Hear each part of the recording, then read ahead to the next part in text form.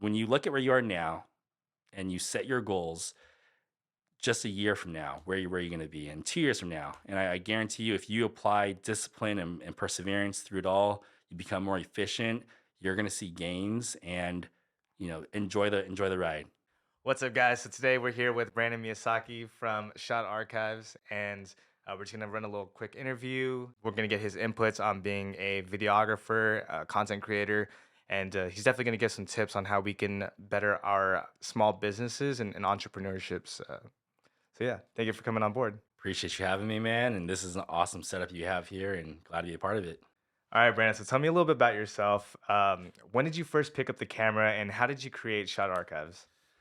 Born and raised in Sacramento, and always have had an interest in content creation. I think just had a little creative side growing up, and so I had some very supportive parents. They always encouraged me to, find just different outlooks and perspectives on whatever I'm doing in life. So when it came down to content creation, even when it comes down to shooting at home, finding out all the best angles and how to tell a story, right? So going back to high school, that was the first time I took a photography class. I actually got to work with film in the dark room, and it was just a great experience. Went off to college down in Southern California, moved back to Sacramento about 5 years later, and started working at my family dental practice. I was just doing the marketing and the admin stuff over there, and started filming dental procedures of all things. So actually got to hold a camera and film inside people's mouths, which was very weird and way different than what I'm doing now in terms of shooting, homes. So that's kind of where I started. Got a lot of my equipment from just buying gear to shoot dental procedures, and then it grew from there. Wait, so time out real quick. So when the dentist is like, "Can you open just a little bit wider?" and your Yeah, mouth is like pretty much ripped to its maximum potential, yeah. you're just coming in there with a camera, like, "Let me just get up in that real quick." It's There is definitely a skill level that's involved with shooting dentistry because, yeah, sometimes I'll have the tripod and I'm literally holding it over the patient's head, and don't want to drop anything either because, yeah, it's pretty amazing. And also just, working around the dentist's hands, and, oftentimes they're looking inside the mouth and trying to get the right angles. So, yeah, it's actually a lot harder than it sounds, and it taught me a lot of things about patience and just making sure I get the right shot, how to use equipment, and shooting manual and this and that. So from those beginning years of shooting just dental procedures, it taught me a lot. Now how to work. And let's geek out real quick. So for all of us content creators out there, I'm trying to get into it. What was the equipment that you started out with? What was the camera, the equipment, the software? What were you using back then? It's funny because now I'm a Canon shooter, so I shoot with a Canon R3. Betrayal. Yeah. So Betrayal. I did start originally with an A6000, so that's just Sony. But it's funny because I didn't know how to use it, right? So I think that's a common mistake when it comes down to content creators. They jump into, oh, what gear do I need? This and that. And it's more like, okay, you should start with this, work your way up to this, right? So the second camera I got was actually a refurbished Canon 70D, so which is actually kind of equivalent to the A6000, but because it was bigger, I thought it was better. Yeah. Anyway, so from the Canon 70D, then I started buying lenses, kind of got more used to shooting Canon, and then I just kind of went down the line with that. Between those two different cameras that you started off with, which one was a little bit more user friendly for you? Ooh, I would say if I knew how to use the Sony A6000, I probably would have stayed with Sony. But back then, Canon was still kind of like the leader, right? So I was like, oh, well, I got to go with Canon. But in hindsight, I mean, looking at how Sony has just progressed the industry, how great they are in terms of, the video, but also they've caught up a ton in photography and autofocus and all those other things. I probably would have stayed with Sony had I known how they were going to progress in the future. I, Yeah, no, I will admit that. I will admit that. yeah, I feel major betrayal because when I asked you, like, "Hey, man, what should I start with?" You're like, "Oh yeah, Sony, Sony, Sony." Yeah. But then now I know that you shoot with a Canon. Oh man. Yeah, yeah. I would say with how good technology is nowadays and cameras are, if you can't get good shots with these new cameras these days, it just means that you have to go back to work learning how to use these things because these things, I mean, if you buy a camera that's at least, you know, over a grand, you just need to know how to use that thing before you blame the gear you have, right? Yeah. So, whether it's Sony, Canon, Nikon, Fuji, whatever it is, just make sure you give some patience with it, and you'll learn the craft. This is a quick tip for or this is a quick shout out for the new content creator that's starting their journey 2023. What equipment would you suggest them using? Yeah. Like maybe less than 2000. Before I even get into this, I would say it really depends on what you as a creator are planning to shoot, right? So, if you're trying to shoot more sports or action, I would recommend different gear than if you're like trying to start like a cooking show kind of thing, right? So, the other thing too is knowing that you don't have to buy brand new. You can buy refurbished products or even go on Facebook Marketplace. You can find a lot of great deals on there. And the cool thing is that like on Facebook Marketplace, like I'm on there after the holidays just kind of seeing and scoping out for other people like what's out there. And you can find these really good cameras for like sometimes even $1,000 off because like they'll throw in a lens or other things in there. So, if I was starting out today, um, maybe for under 1,000, you said? Yeah, under 1000 to 2000, because Okay. that's usually like the threshold. Okay. So if I were to start out, just for like all around solid camera, I'm usually recommending like the Sony A6400. I think that's a great hybrid camera for its photos and videos. And then, maybe then investing in a really nice lens or a couple good lens because you'll probably have $1,000 to then buy other lenses after that. So probably an A6400 and then a couple lenses, maybe like a wide lens and then maybe a lens like a 2470 that has some more versatility to it. And then also, if you're planning on shooting interviews and things of that sort, definitely looking to get some audio gear. I really like the new DJI their mics that came out. There's a lot of great ones from Rode and Ceramonic. So there's a lot of options out there nowadays. Let's just say you're talking to someone that you're bringing up into the business who you definitely want to maybe take off after your shoes. Mm. They want to shoot videography and photography for real estate Yeah. purposes. What would you guide them towards? I even have people that start training off a Canon 80D, and that camera itself is probably like maybe almost 10 years old. So I would say as long as your camera has some good dynamic range to it, the big thing is the lens you use. And so for real estate, I like my 16 to 35 millimeter, but then you can also, they have some 12 millimeter ones. So just making sure you have the right gear to start. Because when I did my first real estate shoot, I didn't understand how all that worked. I thought my 2470 would be wide enough. Come to find out it wasn't. So I think that a big part of it is not just the camera body, but also the lens. So just making sure that you have the right equipment for whatever job it is you're doing. Yeah, I can just imagine you trying to figure it out with a 24 lens, walking into a room and you're like, I only get the couch, man. Like, I Yeah. don't know what's happening Yep. here. Yep. Yeah. So, what are some common mistakes that you see content creators or maybe like small business owners who are trying to get into content creating, trying to build a name for themselves? What are some of the common mistakes that you see them running into, and what are some tips that you have to kind of overcome those?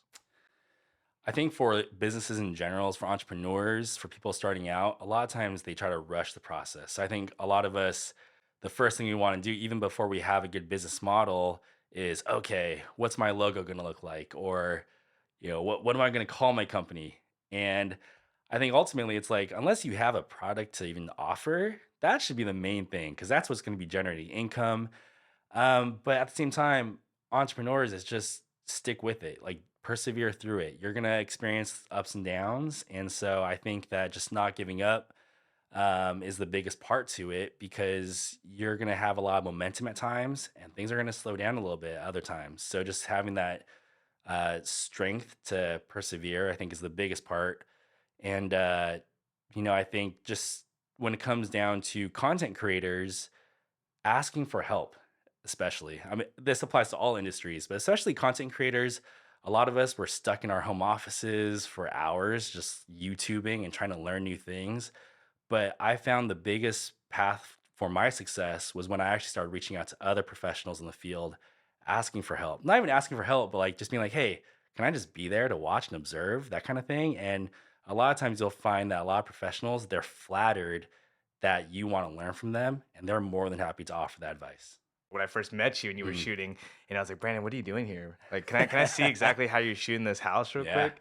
And you were super welcoming with it. So Yeah. I thought that was pretty cool. I think that's my biggest thing when you meet creatives and they don't have, they're very closed off and like, oh, I learned the hard way, so you have to do that same path. It's like, Hmm. no, we should be there. We should support those trying to learn the craft as well. And I think that's why I also wanted to grow a team because I love having that team aspect and being able to bring up, other generations after me. So that's great. How big is your team right now? So right now we have about 5 shooters. So we're expanding to the Bay Area as well. So we have 5, but we're growing and we're constantly talking to more shooters every day. And we also are working with just different editing teams and services as well, just so that we can continue to provide the best services for everyone that we work for. So yeah, the team's growing. So I would say maybe 10 plus at this point. What are some of the qualities that you're looking for just in case, someone wanted to send in an application? The biggest thing is just have the right mindset. I've worked with some people and they have the biggest egos out there, right? Because they think, oh, I shoot amazing car videos or whatever, that I can shoot real estate. Real estate is a very humbling industry. I think, as we all know, if you've been in real estate, you just know that it's very cutthroat, it's very fast paced. It's all about relationship and nurturing those relationships. So you could be the best shooter, even, but if you don't have the business savviness to hold those standards down, you're not going to make it, right? Yeah. So I would say the mindset's the biggest part. Being patient in the process, because real estate photography and videography, it's different than any other thing out there that I know of. So being patient, willing to learn, and if you have those fundamentals down, you might have a chance to make it. And is there currently any spots in your team right now that you would like to fill? I think as we go into more of the social media age, I mean, we've been in it for a while, but it keeps evolving. So I think I am still growing out more of like our real content, TikTok content, looking for just new ways that we can continue creating original, engaging content for our clients. So, I've been thinking about bringing on just different people to kind of help storyboard, to help kind of bring that creative factor to more of our future projects ahead of us. So that's one area that I'm hoping to grow more this year. What are some other areas? Because I know we're in some like changing times right now. Yeah. People still take listing photos with their cell phones and really cameras for that matter. And I'll bleep Yeah. that out, but but people are starting to get more into social media, especially like real estate agents. So how are you keeping up with the times, and how are you changing your services to work with those people? Going into year 5 of shooting in real estate, for me, it's just mainly about setting the expectations earlier on, helping realtors and their clients set up properties to be shot, and help just navigating the whole, us being able to provide the best service that we can by helping prep the whole process before we even get there. So that's a big part of it. So a big thing for me right now is just education. I think when it comes down to our clients, educating them on what we can do to make them a better product, and then also just educating my team. How can we continue advancing our skill sets to make sure that we're offering the best for our clients? So I think it's a two-way street, and with a lot of, we've shot, like last year we shot 1,400 properties, and I edited each photo from all those properties. At one point or the other, I had my clicker, my mouse on, the contrast on each and every photo. So after you see so many households, you really are able to navigate and I think just educate people better on what we can do to make expectations even higher than before. People, when they hire you, they have an expectation of you, of your team, of wanting that 5-star standards. Yeah. What are some of the small expectations that you want your clients to be aware of, just to make either your job easier or their job, or their quality a lot better? What's some things that you expect? The biggest thing is just having the house ready, right? So we oftentimes will send over like a checklist where it basically just states like, all right, 1 through 10, these are things that we're looking for before we even get there. And then once our team gets there, we'll do a walkthrough and we'll, make adjustments as well. So I think just making sure that the checklist is done, that's a big part of it. And for clients, just being accommodating to, hey, like if there's dogs outside, making sure they're not looking through the window, or it's always nice too when the agent or our clients, they give us the creative flexibility where they're not peeking over our shoulder every second. Because I think a lot of this is like us being able to see these properties for the very first time and make these judgment calls just based off the experience we have shooting thousands of other properties, right? So I think there's a trust that has to be involved, and there has to just be some cooperation for us to get the best result possible. And I will say, luckily, we work with a lot of great clients and agents that we get there. So it's great. I felt a little emotion in that. So without naming anyone specifically or any certain job, what's the craziest story that you have when shooting a house? Maybe like you walked into something. Oh man. Oh man.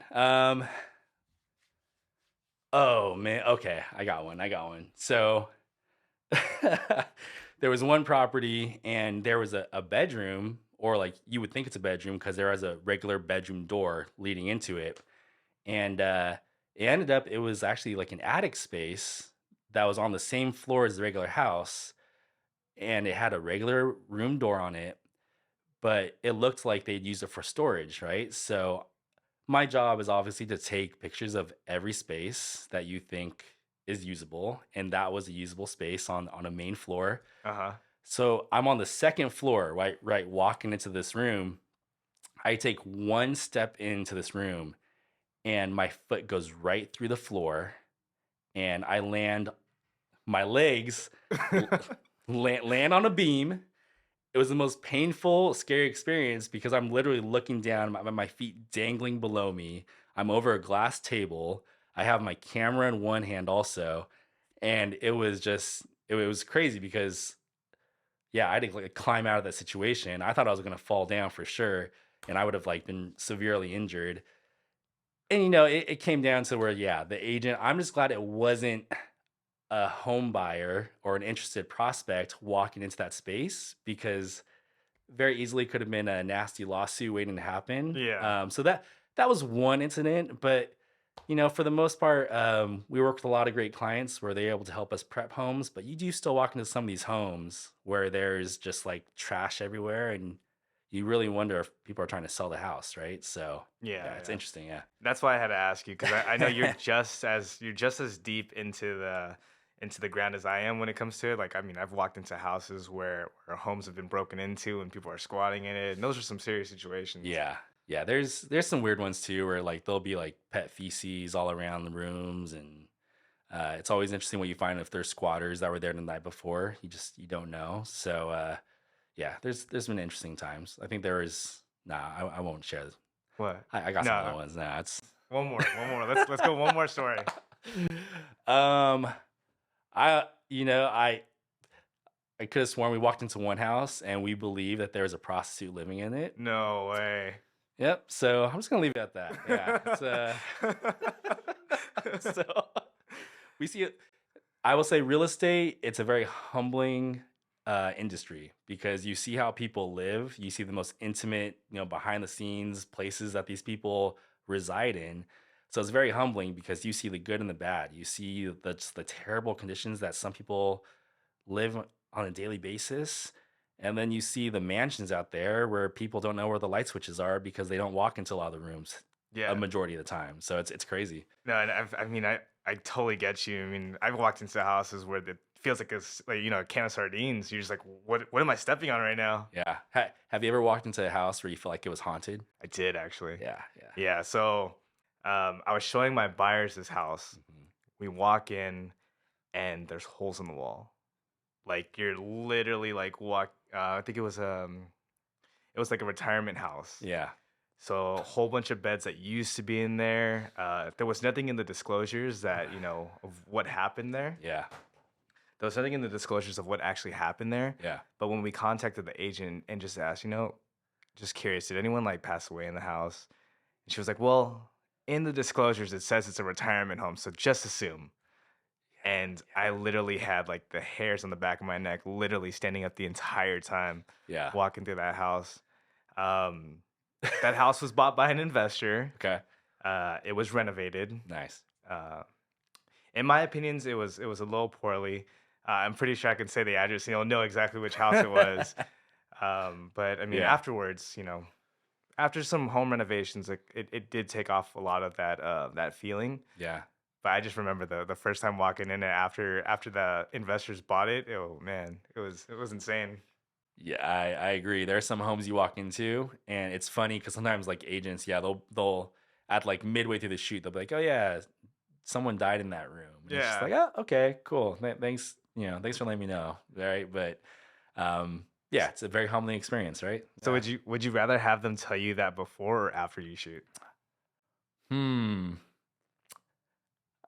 Maybe not even tell me at all. Like, I Yeah. appreciate honesty, but you don't have to really tell me if Yeah. someone passed away in a room. You're not buying the house, Yeah, right? yeah, I'm not. So yeah. Yeah. All right, Brandon. So, what are a few myths that you have uh, in your industry? Myths. Hmm. I would say I don't think people realize just kind of how big or just how difficult and challenging it can be to shoot real estate photography and videography. I think people just think, oh, you guys just show up and just start clicking away, or oh, you guys just get to fly drones around and this and that. And ultimately, like when I train my team and I set the expectations, my whole thing is okay, we are shooting or we're photographing or video or shooting video on a half million, 2 million, $3 million property, and so on up.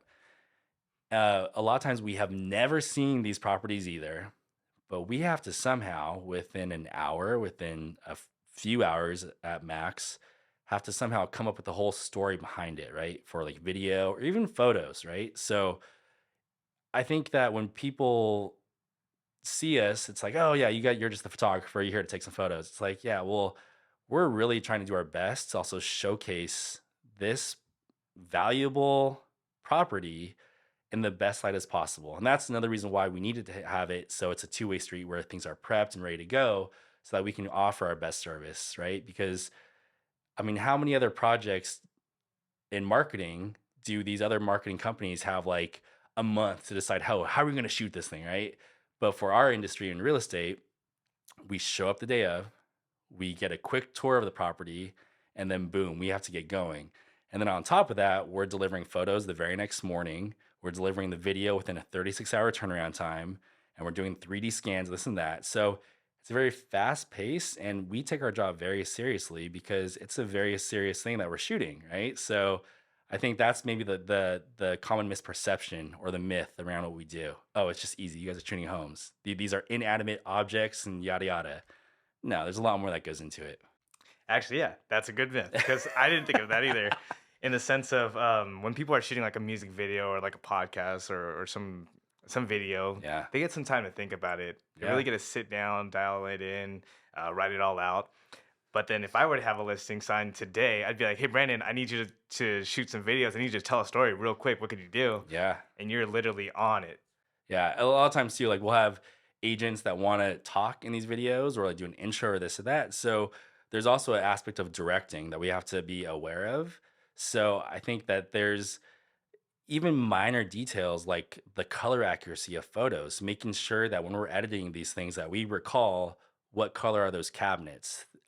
If the light in the room is really warm and it's splashing on the white walls in the house, making the walls look orange, in editing, we have to color correct that as well. So making sure all these details match and that we're able to deliver that product the very next morning to everyone.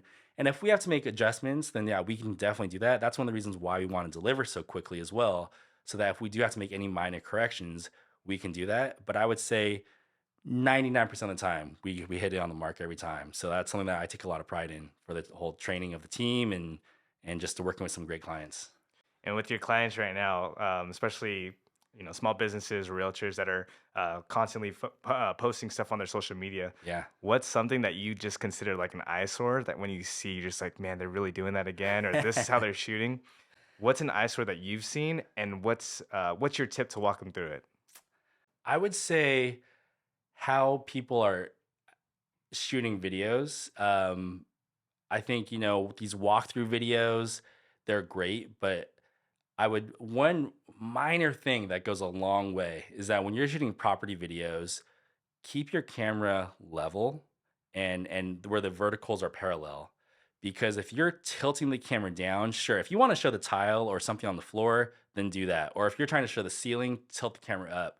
But when you're walking through a house, try to keep the camera, your phone, just level, because then that will really give people a good just view vantage point of what the house actually looks like, and it's just more appealing for the eye instead of like us looking down and getting motion sickness. uh the other thing too, it's not so much something that's wrong, but one thing that I'm not crazy about with how media has gone is how it's so vertical video now, Mm, because it's kind of counterintuitive, right? When we shoot these properties, we're using a wide angle lens. We're shooting them, majority of these photos are horizontal, right? So that we can show the peripherals of a shot. So the fact that we're now shooting vertically, you're cutting out a lot of the sides of these shots, right? hmm. So I think just from a content creation standpoint, that's where there's a lot more editing that happens on our side now to get reels done, is because we're editing now for different types of platforms. So I think that's just something in the industry where we're adapting to it. And I think reels, it's a very effective way, right? With how TikTok is and how those kind of things are going viral. But it also is just something where I miss the good old days where we could just shoot everything horizontal, because I think there's something really special about being able to see more than, say, walking into a room and all you see is a couch in front of you, right? So just finding creative ways to showcase more of the space in a vertical format. That's something that we're excelling in right now too. With vertical versus horizontal, what's your Yeah. opinion on short form and long form for people who want to get into content creating? I think now you have to create a long form video, and then from that long form video, then you create the short form, like these quicker reel type things, right? So then you're able to double dip on that regard. So if you're creating like a YouTube channel, you can post the long form video on there and then splice it up. You can post the YouTube shorts, you can post to TikTok and then Instagram with all the other shorter clips as a teaser to go back to your longer form video. I think that's the best way to do it. And it kind of helps too when you don't have to just necessarily plan out each reel in itself. You're able to just create one long piece of footage of a video and then splice it up and just choose the best parts as well. So I think that's probably the best way to approach it right now. Kind of like record the long one and then splice it in Yep, between. absolutely. What's your opinion on AI? AI, it's I think we all knew that it was coming, and it's just amazing how much it has especially progressed in the last couple of years. We learn of new programs like ChatGPT and just different other media related AI, where you could have avatars that can say scripts that you write too. So I think moving forward, we're gonna see just a merging of both of these sides, where professionals, everyday professionals like you and I, we can tap into these amazing resources, come up with some good content scripts within seconds, and hopefully it doesn't take over our jobs. But I'm excited with this whole merger. I think it's gonna make just business in general move more efficiently, and we'll see how creative we can get with it. Yeah, by the way, guys, this entire interview right now is all typed out from ChatGPT. Yeah. No, I'm just We're kidding. we're actually avatars. We're not even here, but Yeah, the avatars are reading it for us yeah. too. So No, just kidding, but one day it might, yeah, right? seriously, seriously. What are some non-business hobbies that you have? Non-business hobbies. I used to be really big into fitness. That used to be one of the big things. Hoping to get into it once again. Um, I always loved being active, so that's something that I want to get into. Used to be a big basketball guy, so love the Sacramento Kings. I'm not a bandwagoner. I've always loved them. Light the beam. I've liked the beam. I've had way too many jerseys that I should never have bought, but I love that team. It's why I moved back to Sacramento after Southern California. So I think sports, fitness. I have an amazing wife at home, and so just hoping that our family life continues to grow. I have two amazing dogs, so I think when it comes down to friends and family, that's a big part. And as I get older and older, I just realize the importance of time, and so spending more time with them is something I want to take advantage of. And what other hobbies? When I have time, I do love to cook. Um, Oh man. Man, I love to eat. Okay, so now we're kind of going away from the fitness side. But yeah, I think I'm just like your everyday guy, but I just like to work really hard. So uh, I think one of my hobbies is just trying to be a better person each day. That's something that I take a pride in, and so whether it's work related or just everyday life, I apply that in everything. What's your favorite jersey that you own? Ooh, favorite jersey that I own.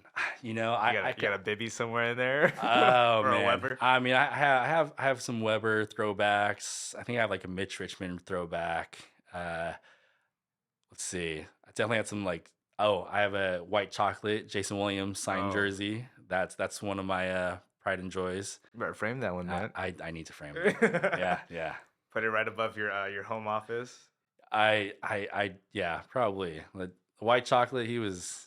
I, I'm glad. I mean, it worked out with Bibby, but when we made the whole trade for him, I still remember him at Florida, man, just doing the behind the back passes in college and all that. So yeah, Get into little shot archives, yeah. having some work done for them. What are some of the packages that you provide? Real estate related, not real estate related, anything that you have. Yeah, so with the team that I have now too, it's great because we can offer a lot of different services. So when it comes down to like everyday headshots, candid lifestyle photos, we can do that. We offer different reel packages now. So we offer social media packages where you can get 5, 10, 15 reels made in one session wearing different uniform or different outfits, I mean. So we're offering more on the social media side and content side. But then when it comes down to real estate, in terms of just we offer a la carte services. So our photos, 3D Matterport virtual tours, then our property videos. And then from there, we can do reels from all of that too. And then also just other cool services like add-ons, where we can do virtual staging, virtual twilights. We do offer traditional twilight shoots. What else do we offer? We offer a lot of different things. Like we can do just drone videos or drone photos for people. So you name it, we can really customize. We have our base packages, but then we can really customize it based on what you need as an agent. So we have our cinema package, our tech package, and our premiere package. And yeah, it's a lot of great things. And if you don't see it on our menu of services, then just ask and we can make it happen too. When you coming out with that course where people who wants to get into content creating can subscribe to? That's something that yeah, hopefully in the next year or two. It's something where what I've learned is that you should really stick to kind of like a niche, right? And so I think there's a lot of great people that are already kind of teaching the real estate world of shooting. But one of the cool things is that 2 months ago I started a mastermind group. So essentially, I was thinking to myself, I'm like, I've referred a lot of work just all throughout California, and who are some other media people in real estate that I admire, who I think that I can learn from, and who I can share my information with as well. So 2 months ago, I reached out to some great photographers out in Chico, Santa Cruz, LA, and San Diego. And so once a week, we talk about market trends. We talk about different services. We talk about how we can bring more value to our clients. We talk about how we could stay just sane through these crazy times, right? Yeah. And it's funny because we're all at different parts in our career, but I've learned so much within this last 2 months where I wish I had started this a lot sooner because it's nice knowing what other people are going through, even if it's 300 miles away, right? And then not only that, but we can then provide the best services for our clients because we also see what's going on elsewhere outside of Sacramento. Yeah, I could see how that's super helpful. Like someone, someone in Florida who's running into a situation that you might run into in the near future, Yeah. they can help navigate you through their own trials and tribulations and kind of walk you through it too. Yeah, I think another cool thing is that I've had shooters that I've trained here in Sacramento, and like one of them moved over to Boston. So we're actually thinking about franchising out in Boston now. And also, we are expanding out in the Bay Area too. So just seeing how these industries grow, it's going to be really fun to watch in the next few years. Yeah. And then from behind the camera, Angel, do you have any personal questions that you would like to ask? Uh, Man, you guys just like covered it all. So, like from price points to packages to equipment to Yeah. the mindset, just to being open to reaching out to other professionals, like nailed it right on the head. Like Well, because we serve an interest in this too. yeah. So all the questions that were asked were met. I It think gave me a lot of knowledge. that's great, man. No, and then I love talking to other creatives and creators because I've been probably shooting just in general for about a decade now. And so I think that when it comes down to even things like creative paralysis, right? Or like just being paralyzed by being a perfectionist and feeling like your work isn't to the T and so you don't want to finish it, stuff like that. Just different mindsets and being in the right state of mind to create your best work. I think it's funny because like I'll do some free projects every once in a while, and it's like I feel like that's like the best work I've ever done, right? And then I'll do these bigger gigs. I'm like, man, I wish I could have done this much more. Yeah. So it's just weird, kind of how we gain satisfaction from different projects that we do, and I would just encourage anyone that's trying to become a creative and build this into something more to reach out to mentors. Realize that just because you work hard or you work a lot doesn't mean you're being productive. Stay disciplined because if you're disciplined, that's going to go a lot further than staying up 20 hours in the day where you're not focused at all. And maybe find a good coffee spot 'cause you'll probably need a little caffeine every once in a while. But yeah, just enjoy the process because it's crazy when you look back when you look at where you are now and you set your goals just a year from now, where you going to be, and 2 years from now. And I guarantee you, if you apply discipline and perseverance through it all, you become more efficient. You're going to see gains, and enjoy the ride. Thank you so much for being here today, Brandon. Thank Yeah. you for, sitting down, diving a little deeper. Really quickly, what or how would someone find you? Awesome. So you can reach me. I'll provide my cell phone, or do you want to display it right here? I mean, you could say it, Okay. or it could be right here, or it could be in the description below. So yeah, feel free to reach out to me, 916-834-6600. That is my direct line. You can also email me. Also on social media, I have a lot of people that just Instagram me. So I have two different accounts. One's more for my personal work, so that's just at Shot Archives. And then I also have our real estate account, which is at Shot Archives RE. So both ways is a great way to reach out, and we can connect from there. Thank you, bro. Thank you, man. Appreciate the time, and this is a great setup. So thank you so much. Hey, let's kill it.